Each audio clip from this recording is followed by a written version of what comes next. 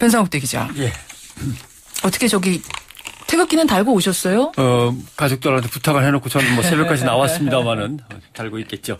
요새 아파트에도 태극기 많이 안 보이던데요. 그러니까요. 오늘 이제 광복절 아침인데 제가 앞에 오프닝에서 잠깐 설명드렸어요. 직장인 10명 중에 2명은 10대가 아니라 직장인입니다. 2명은 광복절이 며칠인지도 모르고 무슨 날인지도 모른다. 이해는 잘 안 가는 조사 결과인데. 8.15 광복절을. 예, 우리가 너무 무관심하게 그냥 노는 날로 그렇습니다. 모든 기념인들 보내고 있는 건 아닌가 싶어요. 오늘도 광복절 얘기를 해야 되겠는데 예전하고 좀 다르군요. 광복절을 맞아서 예전에는 마케팅이 따로 이렇게 활발하지는 않았는데 이번에는 광복절 마케팅이 상당히 많습니다. 그래요? 예. 편의점 어떤 업체는요. 독도 수호의 의지를 담아서 자전거 국토 순례를 한다고 합니다. 어허. 그러면서 끝나면 독도 후원기금 5천만 원을 내놓는 행사. 좋습니다. 미국서 들어온 어떤 커피숍 업체인데요. 무궁화 머그잔을 내놨어요. 손잡이가 아주 멋있게 돼 있는.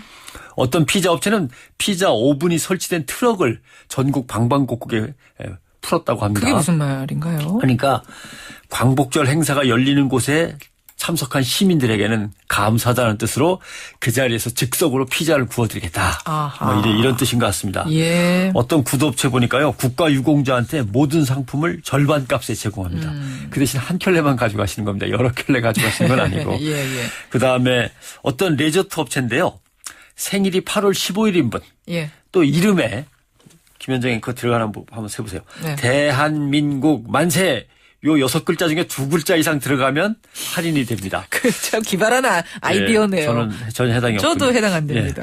아무튼 이런 곳곳에서 벌어지는 할인 경품 이벤트가 있고 생명보험회사 한 곳은 애국지사 유해가 모셔진 효창공원, 백범선생, 안중근 의사, 이봉창, 윤봉길 의사 등등 계시죠.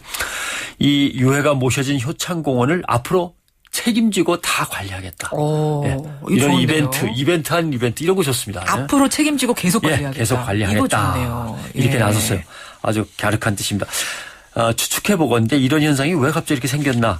광복절 직전에 명량 영화 돌풍이 일어서 이순신의 이 장군의 일대기를 그린 조국과 민족에 대한 생각들이 달라지면서 또 그걸 눈여겨본 업체들이 이벤트를 시작하는 것 같습니다. 그래서 소비자의 마음을 좀 끌어보겠다. 뭐 하여튼 소비자 마음 끌어보겠다라고 시작했어도 방법이 좋으면 괜찮죠. 자본주의 사회에서는 어차피 마케팅, 비즈니스, 그다음에 상품들 이것들이 하나의 메시지가 되어서 국민들을 또 움직이는 거니까요. 그래요. 어디서 뭘 싸게 판다. 어디서 피자 트럭 판다. 이거 여러분들 기억하는 것도 좋지만 그런 와중에 우리가 빠뜨린 광복절 소식이 있다면 그건 뭘까요?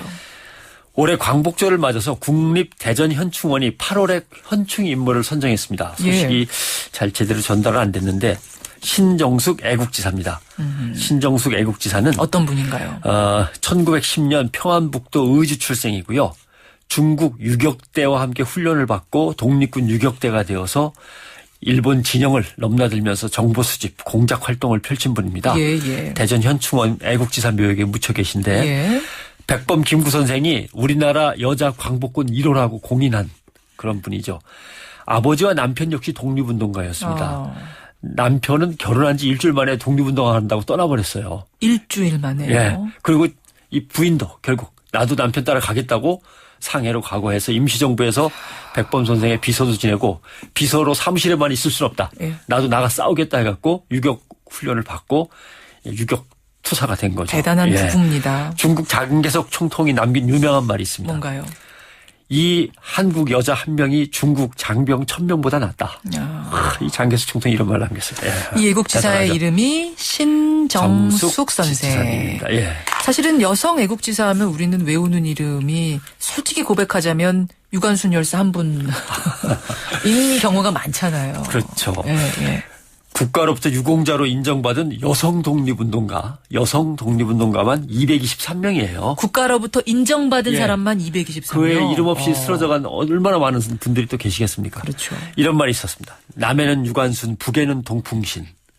동풍신 애국지사는 함경북도 하기면에서 독립만세운동을 이끌었습니다. 아버지가 일본 경찰 총에 맞아 순국했고 그러자 딸인 동풍신 지사도 만세 시위를 이끌다가 현장에서 체포돼서 17살의 나이로 서대문 형무소에서 순직했습니다. 유관순 순국했습니다. 열사랑 정말 비슷한 예, 순국한 분이네요. 나이나 어린 상황이 나이에. 거의 똑같은데도 왜 북의 동풍신은 안 알려졌을까? 그건 아마도 북한 쪽이어서 예, 북에 살던 사람이니까 예, 동풍신 반공 지사. 이데올로기 때문에 묻혀진 것 같습니다. 그렇군요. 춘천의 의병장 윤희순 1860년생이거든요. 예. 우리나라 최초의 여성 의병장입니다. 의병장. 와. 예. 국내에서 의병 활동을 하다가 가족이 이래갖고 도저히 뭐 더 이상 못하겠다. 중국으로 다 가자 그랬고 중국으로 건너가서 조선 독립단 활동을 펼친 인물이죠. 예. 큰아들이 독립운동을 하다 체포돼서 고문 끝에 숨졌습니다. 그러자 윤희순 지사도 열흘 뒤에 또 숨을 거둬서 아들 뒤를 따라가죠. 그래요. 숨지실 때 나이가 76. 10대 소녀 독립군 자매도 있어요. 오희영, 오희옥 자매라고. 자매 예. 독립군. 할아버지가 명포수였습니다. 명포수였는데 의병장이 되었고 예, 예.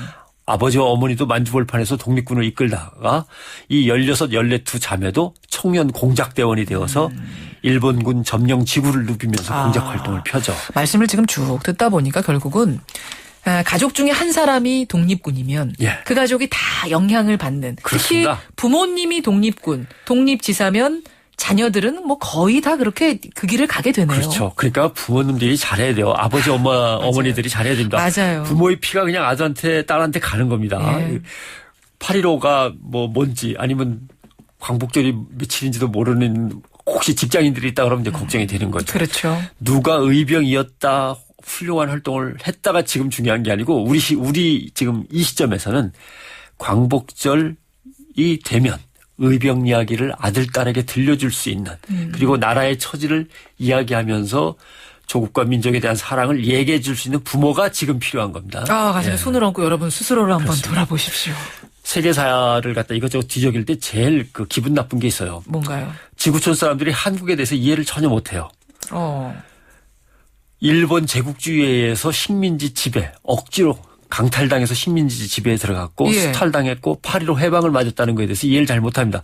대한민국 하면 이데올로기 냉전 때문에 미국 소련 틈바구니에서 고생하다가 아하. 6.25 전쟁이 있었지. 여기서부터 시작을 하거든요. 남과 북으로 갈라진 그 상황부터. 예.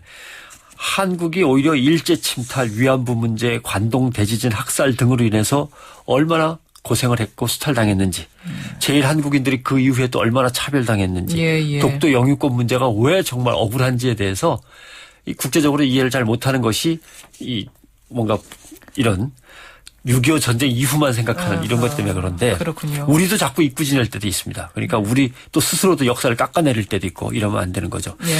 또 하나 나라를 지키러 간 군대에서 동료 병사에 의해서 상관에 의해서 학대당하다 숨지는 병사들은 또 과연 어떻게 우리가 해석을 해야 되는가.